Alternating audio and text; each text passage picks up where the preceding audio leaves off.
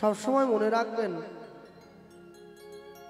আমরা পৃথিবীতে যত মনুষ্য জীব যারা বসবাস করি, আমরা আমাদের দৈহিক আকৃতি যাই হোক না কেন, কেউ বেঁটে হোক, কেউ লম্বা হোক, কেউ রোগা হোক, কেউ মোটা হোক, কেউ ফর্সা, কেউ কালো, জাতিগত ভিন্নতা, জাতিগত বৈশিষ্ট্য যার যেটাই থাক না কেন, সবসময়ের জন্য মনে রাখতে হয়, মানুষ পয়সা দিয়ে অনেক বড় একটা বাড়ি তৈরি করতে পারে, কিন্তু পয়সা দিয়ে কোনোদিনও শান্তি কিনতে পারবে না। পয়সা দিয়ে বাজার থেকে অনেক দামি একটা বই কিনে আনা যায়, কিন্তু পয়সা দিয়ে কোনোদিনও বিদ্যা কিনতে পাওয়া যায় না। পয়সা দিয়ে বাজার থেকে অনেক দামি একটা ঘড়ি কিনে হাতে পরা যায়, কিন্তু সময় কোনোদিন কিনতে পাওয়া যায় না। বলছে সোনার ঘড়ি টিক টিক টিক, যা কিছু হইতেছে সবই হইছে ঠিক, জীবন চলিয়া যায় নদীর স্রোতের প্রায়, যে ইহা না বুঝিল তারে ধিক শতধিক।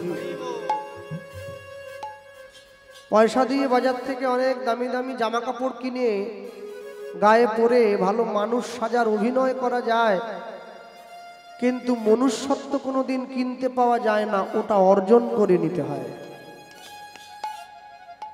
মানুষের সাজে, মানুষের বেশে, মানুষের দরজায় ভগবান গিয়ে সবার আগে এই কথাটাই প্রচার করলেন। পৃথিবীতে শিশুপাল পর্যন্ত ভগবানকে গালমন্দ করেছিল, এই করেনি? শিশুপালের মাকে ভগবান কথা দিয়েছিল যে 100টা অপরাধ পূর্ণ হলে তবে তোমার ছেলের মুন্ডু কাটা যাবে। আর ওই 100টা অপরাধ মনে রাখার জন্য শিশুপাল নিজের কোমরে 100টা ময়ূরের পালক গুঁজে রাখত।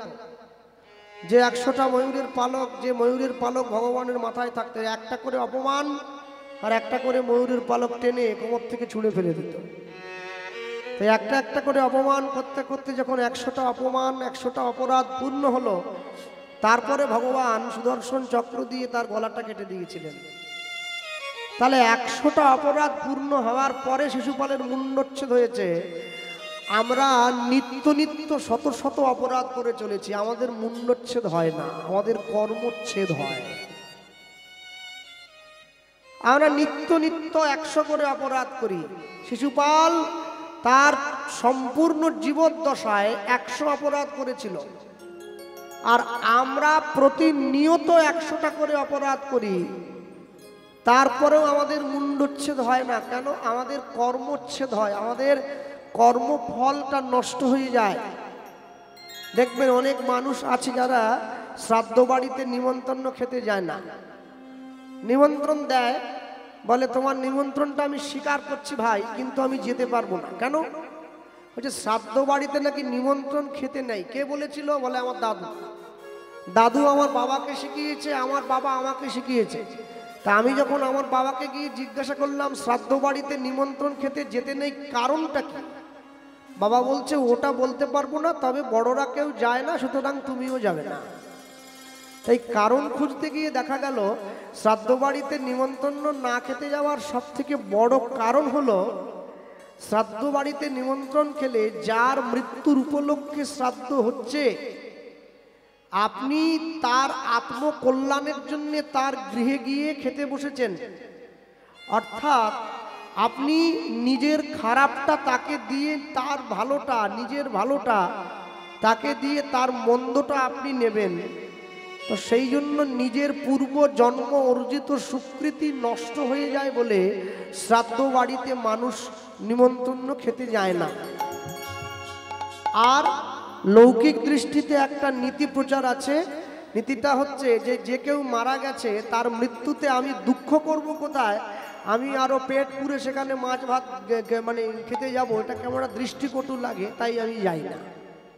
যে সমস্ত বাড়ির ছেলেমেয়েরা কোচিং সেন্টারে পড়াশুনো করে, সরস্বতী পুজো হয় তো প্রত্যেকটা কোচিং সেন্টারে, তো আমি গানে যাওয়ার সময় দেখতে পাই যেদিন তারা ঠাকুর আনতে যায় পুজোতে, মাকে আনতে যায় কুমোর বাড়ি থেকে, ঠাকুর আনতে যাওয়ার সময়ও হিন্দি গান বাজিয়ে নাচতে নাচতে যায়, আবার ঠাকুর বিসর্জন দেওয়ার সময়ও নাচতে নাচতে দেয়, আবার পুজোর পরেও হিন্দি গান বাজিয়ে নাচে। মানে যেন মনে হচ্ছে সরস্বতী মায়ের প্রতি ভক্তি শ্রদ্ধা তো দূর, ছাত্রছাত্রীরা সরস্বতী মায়ের বিয়েতে নিমন্ত্রণ খেতে গেছে, তাই না?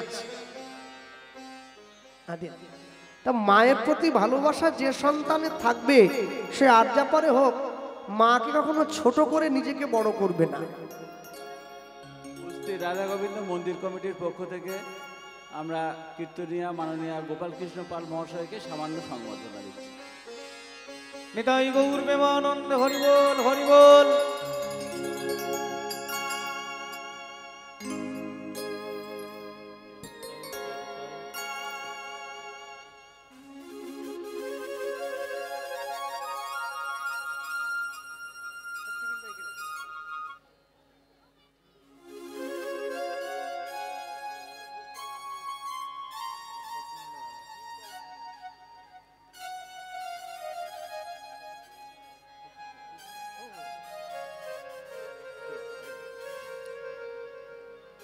তাহলে সব থেকে বড় আশ্চর্য হলো, মানুষ অপূর্ণ জীব, তার পদে পদে ভয়, এই বুঝি পুণ্য ফল নষ্ট হয়ে যায়। হ্যাঁ, হয় পাপক্ষয়, তবু না কোনো মতে জীব পাইবে নিস্তার, যদি কেহ গ্রহণ করে সংকীর্তন হরিনাম, নাম হইতে ভবসমুদ্র হয় পারা পার। তাহলে জীবের জীবনের সব থেকে বড় লক্ষণ হলো, জীব নিত্য কৃষ্ণ দাস ইহা ভুলি গেল, মায়া পিশাচি জীবের গলেতে বান্ধিল। আমাদের জীবনের দুঃখের সব থেকে বড় কারণ হলো, আমরা সবসময় ভালোটা চাই, কেউ মন্দটা চাই না। সব সময় আমি ভালো খাবো, আমি ভালো পড়বো, আমি ভালো ঘুমোবো, আমি ভালো থাকবো, এই যে ভালো চাওয়া, সব সময় নিজেকে ভালো রাখা, এই নিজের ভালো রাখার দায়িত্ব নিতে গিয়ে আমি জীবনের সব থেকে বড় অন্যায়টা করে ফেললাম। কেন?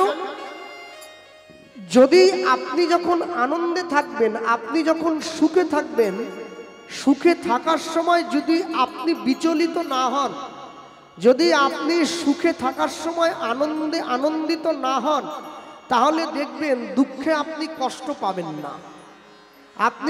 আপনি সুখে যতটা নেচে উঠবেন, দুঃখে আপনাকে অতটাই কাঁদতে হবে। তাই সুখটাকেও জীবনে সমানভাবে গ্রহণ করুন, দুঃখটাকেও জীবনের সমানভাবে গ্রহণ করুন। রঘুনাথ দাস গোস্বামীকে মহাপ্রভু এই কথাটাই বলেছিল, ভালো না খাইবে, ভালো না পরিবে, অমানি মান কৃষ্ণ নাম সদা লবে। শোনো রঘুনাথ, তুমি তো জমিদারের ছেলে, তুমি ভালো খাবে না, ভালো পড়বে না, আর যে মান পাওয়ার যোগ্য নয় তাকে তুমি মান দেবে, দেখবে তুমি সুখী হবে, তুমি সুখী হবে। কেন? সবসময় মনে রাখতে হয়, মানুষের জীবনের সুখ আর দুঃখ দুটো পরস্পর ভাইয়ের মতো। সুখ দুঃখ দুটি ভাই, সুখের লাগিয়া করে যে প্রীতি, দুঃখ যায় তার ঠাঁই। আপনি যত সুখের পিছনে ছুটে যাবেন, দুঃখ তত বেশি আপনাকে তাড়া করে বেড়াবে। তাই সবসময় সুখের পিছনে ছুটে না গিয়ে মাঝে মাঝে দুঃখকে বরণ করে নিতে শেখুন। যদি দুঃখকে বরণ করে নিতে শেখেন, তাহলে দেখবেন আপনি সুখ পেলেও বিচলিত হচ্ছেন না। আর যদি বিচলিত না হন, তাহলে আপনাকে দুঃখ দেওয়ার ক্ষমতা এই জগতে কারণ নেই। কেন? আমরা প্রত্যেকে মনুষ্য জীব, আমাদের জীবনের লক্ষ্য শুধু চারটে জায়গায় সীমাবদ্ধ: আহার, নিদ্রা, ভয়, মৈথুন। এই চারটে। এই যে মায়েরা বসে আছেন না, বা দাঁড়িয়ে আছেন, মনে রাখবেন, যে পাড়ার বউ সব থেকে দেখতে সুন্দরী সে আদর্শ গৃহবধূ নয়। যে মেয়েটা সব থেকে বেশি শিক্ষিত হয়ে আপনাদের পাড়ায় কারো বাড়িতে বৌমা হয়ে এসেছে সে আদর্শ বৌমা নয়। যে মেয়েটা সব থেকে ভালো রান্না করতে পারে আপনাদের পাড়ায় বৌমা হয়ে এলো, সে সব থেকে আদর্শ গৃহবধূ নয়। তাহলে আদর্শ গৃহবধূ কে? যে মেয়েটা পাড়াতে বৌমা হয়ে এসে নিজের পরিবারকে, সকলকে কৃষ্ণ নামের মন্ত্রে আশ্রিত করে ভগবানের চরণটা চিনিয়ে দিতে পেরেছে, সেই হচ্ছে আদর্শ গৃহবধূ। আদর্শ গৃহবধূ হতে গেলে তার জন্য অনেক কষ্ট সাধ্য করতে হয়। ঠিক তেমনি আদর্শ মানুষ হতে গেলেও তার জীবনে অনেকটা কষ্ট করতে হয়। হ্যাঁ, মান আর হুঁশ এই দুটো জিনিস সমান পরিমাণে রাখতে হয়। প্রণমোহ কলিযুগ সর্বযুগ সার, এক এক করে তিনটে যুগ চলে গিয়েছে, সত্য ত্রেতা দাপর, তিনটে যুগ। তিন যুগে ভগবান এসেছেন। সত্য যুগে 5 বার এলেন, মৎস্য কুর্ম বরাহ নৃসিংহ বামন। ত্রেতা যুগে 2 বার এলেন, রাম পরশুরাম। দাপর যুগে 1 বার এসেছেন কৃষ্ণ। কলিযুগে 1 বার এসেছেন বুদ্ধ হয়ে, আরেকবার আসবেন উড়িষ্যার সম্বলপুরে বিষ্ণুযশা ব্রাহ্মণের ঘরে কল্কি অবতার রূপে। আসতে কথা বলবেন। আচ্ছা, সত্যযুগে ভগবান 5 বার এলেন। আচ্ছা, যে গ্রামে মাসে 5 বার পুলিশ আসে সে গ্রামের লোক ভালো হয় নাকি? ওরা শুধু লড়াই করে। আর পুলিশ তো একা আসেনি, হাতে একবারে লাঠি সোটা নিয়ে এসে, এত ঝগড়ুটে লোক। সত্যযুগে ভগবান 5 বার শুধু ঝগড়া করে ওই লোকগুলো, ভগবানকে 5 বার আসতে হয়েছে। ত্রেতা যুগের লোক একটু ঝগড়াটা কমিয়ে দিয়েছে, 2 বার এসেছেন। দাপর যুগে ঝগড়া বেশি হলে কি হবে? ভগবান 1 বার আসাতেই কাজ হয়ে গেছে কৃষ্ণ। কলিযুগের লোক আসতে, এরা ঝগড়া বেশি করে না, তবে হিংসে বেশি করে। গায়ে তো জোর কম, হিংসেটা প্রচুর আছে। আপনার 3 তলা বাড়ি, আমার কেন কুড়ে ঘর, হিংসে হচ্ছে। আপনি কেন বড় গাড়িতে চাপবেন, আমি কেন রিক্সা, হিংসে হচ্ছে। আপনি কেন ডাল ভাত খাচ্ছেন, আমি কেন খিচুড়ি, হিংসে হচ্ছে। এই হিংসে থামানোর জন্য ভগবানকে 1 বার আসতে হয়েছিল বুদ্ধ রূপে। আরেকবার ভগবান এলেন, পৃথিবীর প্রথম পঞ্চায়েত অফিস গড়ে তুললেন নবদ্বীপে শ্রীবা সঙ্গন চৈতন্য মহাপ্রভু রূপে। আরেকবার ভগবান আসবেন কোথায়? উড়িষ্যার সম্বলপুরে বিষ্ণুযশা ব্রাহ্মণের ঘরে কল্কি অবতার রূপে। আচ্ছা, তাহলে এরপরে বলা হলো এই 3টে যুগকে প্রণাম না করে প্রণমোহ কলিযুগ সর্বযুগ সার। এরপরে বললেন হরিনাম সংকীর্তন যাহাতে প্রচার। কলিযুগকে প্রণাম করছি, কেন প্রণাম করলাম? কলিযুগকে প্রণাম করার সব থেকে বড় কারণ হলো কলিযুগের মাটিতে হরিনাম সংকীর্তন প্রচার হয়েছে। আর এই হরিনাম যবনেও নাচে গায়ে লয়ে হরিনাম, হেন অবতারে বঞ্চিত দাস বলরাম। হ্যাঁ, আমি মুর্শিদাবাদে কীর্তনে গিয়ে এক মুসলমান ভাই আমাকে একটা মজার প্রশ্ন করেছিল, আচ্ছা কৃষ্ণবাবু, আমি বলুন আপনার কীর্তন মাঝে মধ্যে ইউটিউবে আমরা দেখতে পাই, আমি বাহ শোনেন নাকি? বলে না, সবসময় শুনি না, আমাদের হয়ে যে কথাগুলো বলেন সেগুলোই একটু শুনি। বলি তা শুনবেন তো, অসুবিধে কি আছে? বলে আচ্ছা আপনারা এই কপালে তিলক কেন দেন? কোনো মানুষকে দেখি, কোনো কীর্তনীয়কে দেখি সাদা দেয়, হ্যাঁ আপনি আবার কালো দিয়েছেন। আমি মনে মনে হলো কি করে বোঝাই ভাই তোমাকে। তা আমি দেখলাম ওনার মাথায় আবার টুপি আছে, ছোট টুপি। তাহলে দাদা আপনি টুপি কেন পরেছেন? বলে ওটা অনেক ব্যাপার, ওটা আপনাকে বললে আপনি বুঝবেন না।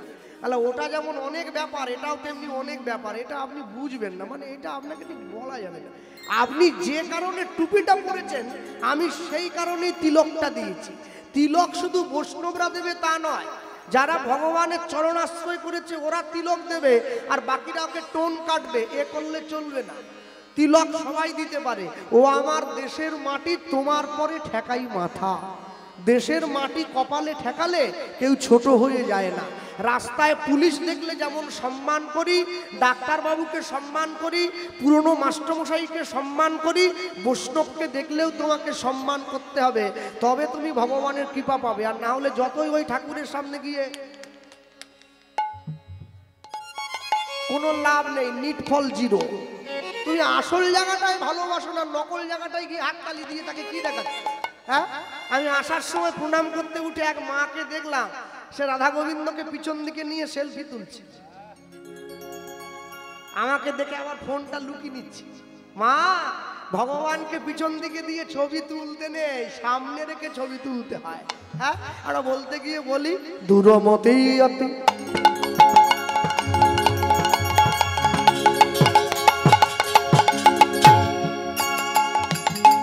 দূরমতি অতি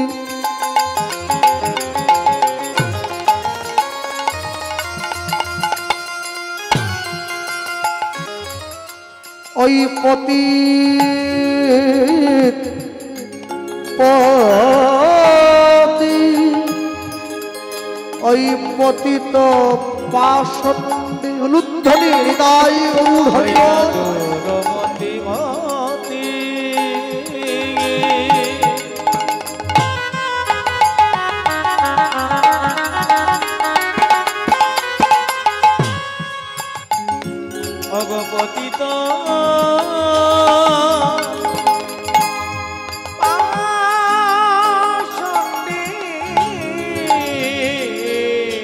দূরমতি অতি পতিত পতিত পাষাণ ওই না দূরমতি অতি পতিত পাষাণ নানা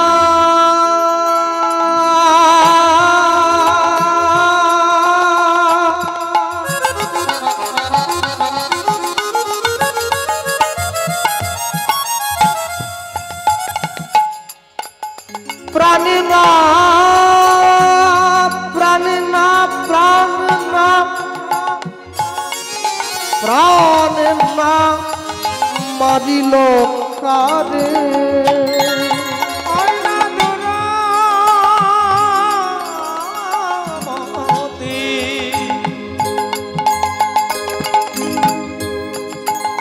পতিত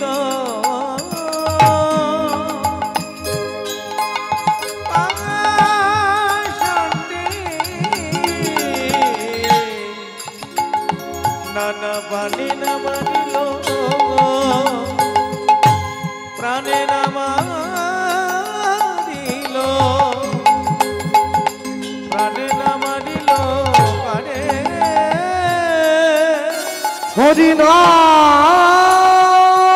হরিনাম দিয়া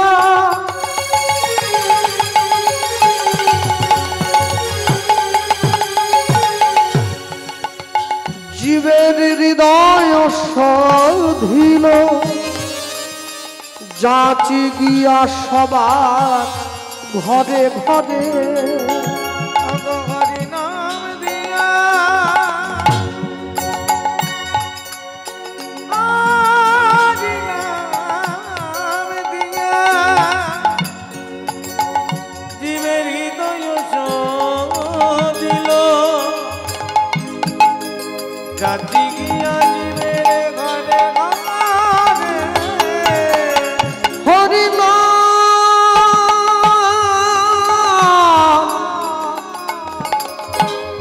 হরিনাম দিয়া জীবের হৃদয় সৌধিল যাচ গিয়া সবার ঘরে ঘরে হরি নাম দিয়া হরি নাম দিয়া জীবের হৃদয় দিল যাচ্ছি গিয়া জীবের ঘরে ঘরে বলি যেচে সেধে হরিনাম দিল ভালো ভালো ভালো জনকাই জনকাই হরি নাম দিল বলি যেচে সেধে হরিনাম দিল সে দে হরি নাম দিল ও যে ব্রাহ্মণ চণ্ডাল না মানিল হরি নাম দিল ও যে জাতের বিচার না করিল নাম দিল ও যে না চাহিতে নাম পিলাই দেয় নাম দিল জীবের হাতে ধরিল আর পায়ে পড়িল নাম দিল ও যে আমার আমার গৌর হরি নাম দিল বলি প্রেমানন্দ হরি বাহসে নাম দিল পেশা বাড়ি যাচ্ছে, সাউন্ড এসে যাচ্ছে। নাম দিল সব আউটপুট থেকে আসছে। হরি নাম দিল হরি নাম দিয়া হরি নাম দিয়া জীবের হৃদয় সদিল যাচ্ছি গিয়া জীবের ঘরে ঘরে হরি নাম দিয়া হৃদয় সদিল যাচ্ছি গিয়া জীবের ঘরে ঘরে। মানুষের দরজায় মানুষের বেশে ভগবান গিয়ে দাঁড়ায়। যে ভগবানকে ভালোবাসলো ভগবান তাকেও নাম দিয়েছে, যে ভগবানকে ভালোবাসেনি ভগবান তাকেও নাম দিয়েছে। আশ্চর্য কি, যে ভগবানকে ভালোবাসেনি সে যখন ভগবানের নামটা গ্রহণ করলো তার অন্তরে কোনো ভক্তি না রেখেই সে গ্রহণ করলো, আর যে ভগবানকে ভালোবেসেছে সে যখন ভগবানের নামটা গ্রহণ করলো অন্তরে ভক্তি রেখেই গ্রহণ করলো। আস্তে মুরারি গুপ্ত ত্রেতাযুগের হনুমান মহাপ্রভুকে প্রশ্ন করেছিল, প্রভু ঠিক কত লক্ষ মালা জপ করলে গোবিন্দ পাওয়া যায়? মহাপ্রভু উত্তর দিয়েছিল, কৃষ্ণ পাওয়া যায় আকুলতায়, কৃষ্ণ পাওয়া যায় ব্যাকুলতায়, কৃষ্ণ পাওয়া যায় চোখের জলে। হ্যাঁ, তুমি হিসেব করে গাঁট গুনে কর গুনে ভগবান লাভ করতে পারবে না, তুমি ব্যর্থ হবে। মনে রাখবেন, আপনি জগতে যাই কিছু করুন না কেন, যেভাবেই চলুন না কেন, যেদিন আপনি পৃথিবীর থেকে চলে যাবেন না আপনাকে সবকিছুর হিসেব দিয়ে এখান থেকে যেতে হবে। হ্যাঁ, আমি কদিন আগে এই বিগত দিন দুয়েক আগে ফেসবুকে একটা ভালো জিনিস আমার চোখে পড়লো। একটা ছোট্ট মেয়ের একটা কঠিন অসুখ হয়েছে, আর সেই অসুখটা থেকে মুক্তি পাওয়ার জন্য তার একটা ইঞ্জেকশনের একটা ওষুধের দরকার। তা সেই ওষুধটা তার দেহে ইঞ্জেকশনের আকারে শরীরে প্রবেশ করাতে হবে। তো তার পরিবার ফেসবুকে অ্যাডভার্টাইজ দিয়েছে যে ওই ইঞ্জেকশনটা মানে ওষুধটার দাম নাকি 16 কোটি টাকা। তা ভারতবর্ষের মানুষের কাছে গিয়ে তারা অনুরোধ জানিয়েছে যে ওই একটা QR কোড দেওয়া আছে, বলছে আপনারা ওটার মধ্যে দিয়ে 1 টাকা 1 টাকা 1 টাকা করে সাহায্য করলে তাহলে আমাদের ছোট শিশুটা প্রাণে বেঁচে যায়। আসতে আশ্চর্য কি জানেন, আশ্চর্য এখানে নয়, 16 কোটি টাকার ওষুধ দিলে হয়তো মেয়েটা বেঁচে যাবে, হয়তো তার পরিবারবর্গ তাকে চেষ্টা করবে বাঁচাবার জন্য, বা যারা এইটা ভারতবর্ষের মানুষ যারা এই পোস্টটা দেখতে পাচ্ছে তারা দেখে হয়তো তার জন্য সাহায্যও করবে। কিন্তু এই অসুখটা সেরে গেলে মেয়েটা প্রাণে বেঁচে যাবে। আমরা প্রত্যেকটা ভারতবাসী, আমরা প্রত্যেকটা জগৎ জীব, আমাদের জীবনে সব থেকে একটা বড় অসুখ আছে, যে অসুখটার নাম হচ্ছে ভবরোগ। যেখান থেকে আমরা চাইলেও কষ্ট করে বেরোতে পারবো না। এমনই একটা রোগ না, এটা দেওয়ার সময় সংসারে দিয়েই আমাদেরকে পাঠানো হয়েছে। রামকৃষ্ণ পরমহংসদেব বিবেকানন্দকে বলেছিলেন, জানিস তো নরেন, যখন ছোট্ট শিশুটা জন্ম হয় না, জন্মাবার পরে 3 বার কাঁদে, ওয়া ওয়া করে 3 বার কাঁদে। বলে 3 বার কেন কাঁদে? রামকৃষ্ণদেব উত্তর দিয়েছিলেন, 3 বার কাঁদে কেন জানিস? বলে এ কাহা, এ কাহা, এ কাহা, আমি কোথায় এলাম, আমি কোথায় এলাম? গর্ভে ছিলাম, যোগে ছিলাম, ঘুমে পড়ে খেলাম মাটি, দাত্রীতে কাটিল নারী, মায়ার বেড়ি কিসে কাটি। দাত্রী নারী কেটে আলাদা করে দিয়েছে দেহটা। আসতে শুধু ওই রাধা গোবিন্দ মন্দিরে দাঁড়িয়ে একটুখানি ঘুরে মেলায় একটু ফুচকা খেয়ে তারপরে খিচুড়ি খেয়ে বাড়িতে গিয়ে শুয়ে পড়লে হবে না, জীবনের মূল্যায়ন করতে শিখতে হবে তো। হ্যাঁ, মনে রাখবেন, মন্দিরটা মন্দিরের জায়গাতেই থেকে যাবে। আজকে যে কমিটি আছে কালকে সে কমিটি হয়তো থাকবে না, কিন্তু মন্দিরটা থাকবে। আগামী বছরে আবার উৎসব হবে, আবার আরো ভালো ভালো কীর্তনীয়ারা আসবে, আবার খিচুড়ি পাবেন। কিন্তু মনে রাখবেন, জীবনের মূল্যবোধ যদি একবার হারিয়ে যায় না, আর কিন্তু ফিরে পাবেন না। মানুষ যদি একবার অসৎ পথে চলে যায়, সৎ পথে ঘুরে আসা খুব কঠিন আছে। তাই জীবনে কোনোদিন যত কষ্ট হোক অসৎ হবেন না।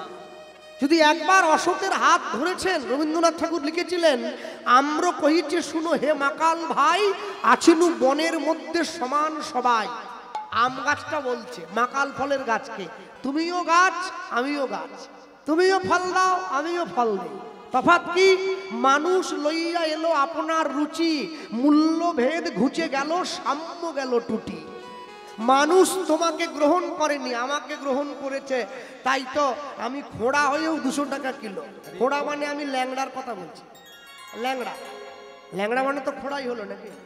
খোঁড়া আম 200 টাকা কিলো। মানুষ তো রুচি এনেছে, তা মানুষ যদি রুচি আনে সেই রুচির বশে এত মূল্যবোধ বেড়েছে। তাই জীবনে যদি মূল্যবোধের বিচার করতে চান আপনাকে সহজ হয়ে যেতে হবে। তোমার লাগবে না জপ, লাগবে না ধ্যান, তন্ত্র মন্ত্র লাগবে না, আগে সহজ হও। তুমি সহজ হলেই পাবে ঠিকানা। তোমাকে সহজ হয়ে যেতে হবে, তোমাকে সরল হতে হবে। তুমি, আমার বাবা বলতেন, বলে জানো কৃষ্ণ, মনে রাখবে তুমি একদিনকে অনেক বড় জায়গায় যাবে, আমি আশীর্বাদ করে গেলাম। শোনো, তুমি কপালে তিলক দিয়েছ, গলায় মালা দিয়েছ, ভগবানের নাম স্মরণ করো, একাদশীর দিন তোমার গান নেই, ছুটি, তুমি বাড়ির দোতলার বারান্দায় ঘুরে ঘুরে মালা জপ করছো। আর এমন সময় তুমি দেখছো গ্রামের কিছু মায়েরা এসে তোমার বাড়ির জলের কল থেকে তারা জল নিয়ে ঘরে ফিরে যাচ্ছে। তুমি কাউকে কিছু না বলে সকলের অলক্ষ্যে গিয়ে জলের কলটায় তালা দিয়ে দিলে। তুমি মনে রেখো বাবা, শেষ জীবনে কিন্তু তোমাকে জল বিনেই চলে যেতে হবে। তাই মালা তিলক তোমাকে রক্ষা করতে পারবে না। তাই সবার আগে না কর্মটা ভালো করবে। কর্ম তোমার ভালো হলে ভাগ্য তোমার দাসী, আর হৃদয় তোমার ভালো হলে ঘরেই মথুরা কাশী। চারদিকে ছুটে যাও, গয়া যাও, কাশী যাও, মথুরা যাও, বৃন্দাবন যাও। তুমি নবদ্বীপে গিয়ে যদি পেঁয়াজি কিনেই খাবে, নবদ্বীপ কেন গেছো? উস্তি বাজারে কিনে খাও।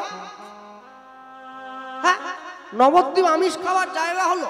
ধামে গিয়ে মানুষে আমিষ খায়, তীর্থস্থানে গিয়ে আমিষ খেলে তীর্থস্থানের মহিমা নষ্ট হয়ে যায়। তাই আমি সবাইকে বলবো, যারা বসে আছেন, দাঁড়িয়ে আছেন, যে কতটুকু সময়ই থাকবেন, 1 ঘন্টা থাকুন, চাই 2 ঘন্টা থাকুন, চাই শেষ পর্যন্ত থাকুন, জীবনকে এমনভাবে গড়ে তুলবেন যেদিন প্রথম তুমি এসেছিলে ভবে, তুমি কেঁদেছিলে, হেসেছিল সবে, এমন জীবন তুমি করিবে গঠন, যেদিন মরণে হাসিবে তুমি, কাঁদিবে ভুবন।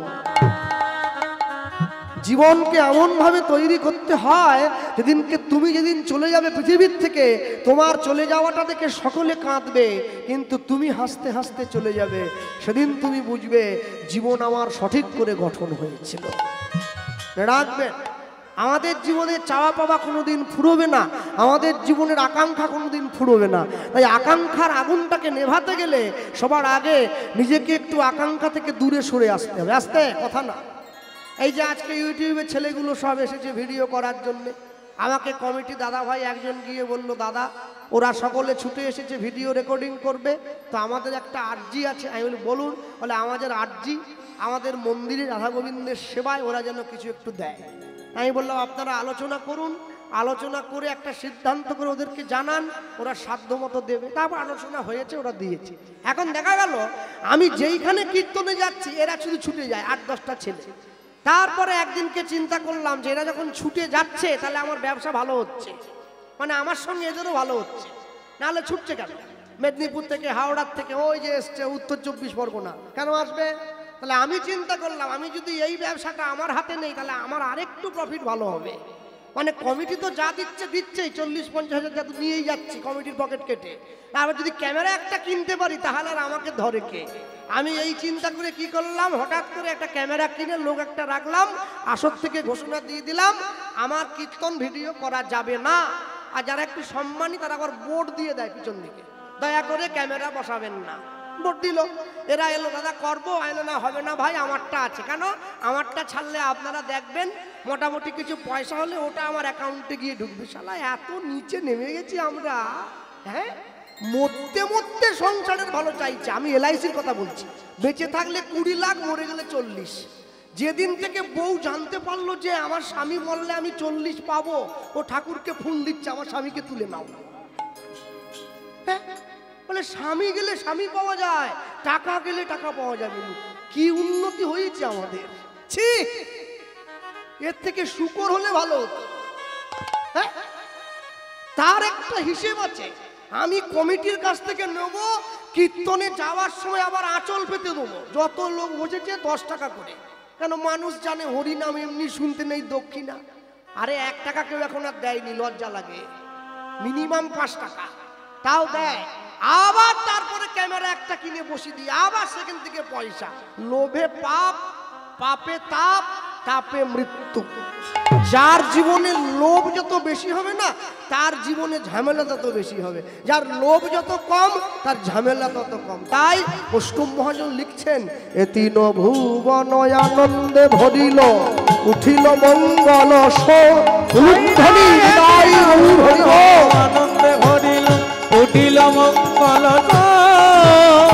এ তিন ভুবন আনন্দে ভরিল, উঠিল মঙ্গল ভুবন আনন্দে ভরিল উঠিল মঙ্গল। কহে প্রেমানন্দ এমন গৌরাঙ্গের কিনা জন্মিল, কহে প্রেমানন্দ এমন গৌরাঙ্গের কিনা জন্মিল।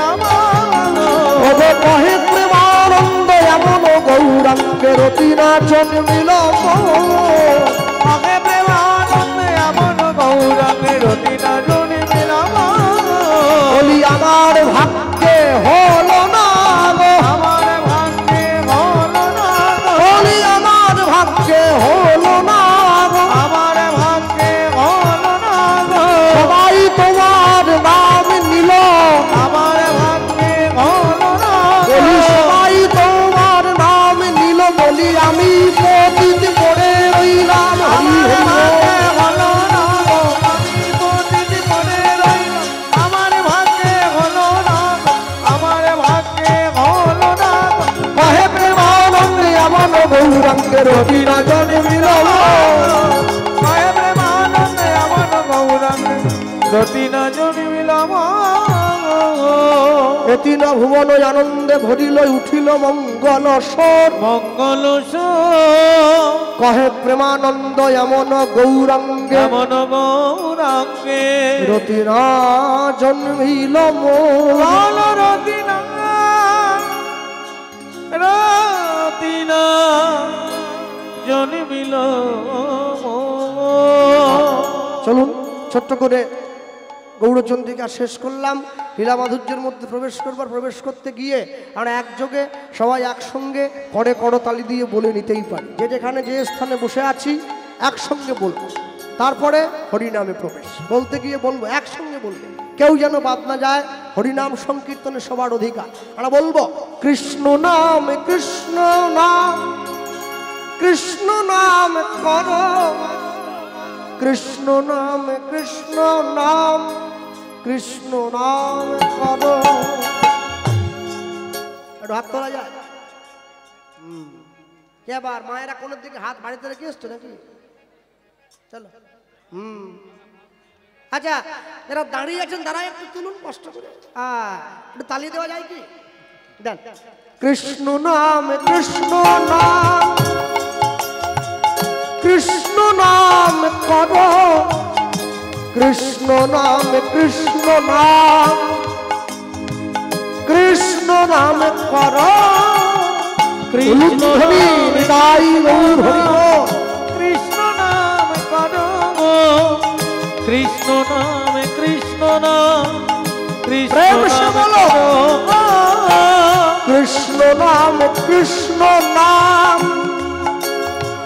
কৃষ্ণ নাম করো, কৃষ্ণ নাম কৃষ্ণ নাম, কৃষ্ণ নাম করো।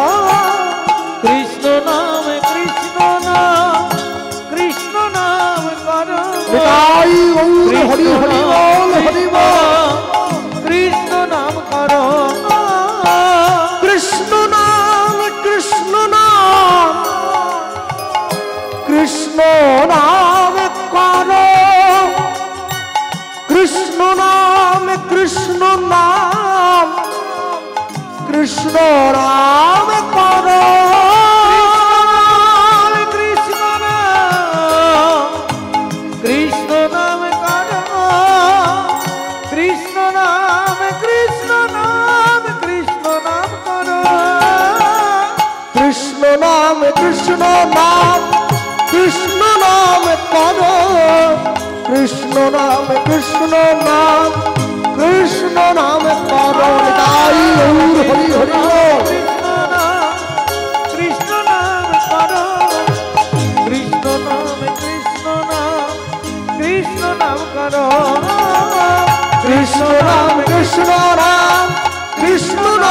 করো কৃষ্ণ নাম কৃষ্ণ নাম কৃষ্ণ নাম করো নিতাই গৌর প্রেমানন্দ হরি বল হরি বল নিতাই গৌর হরি বল হরি বল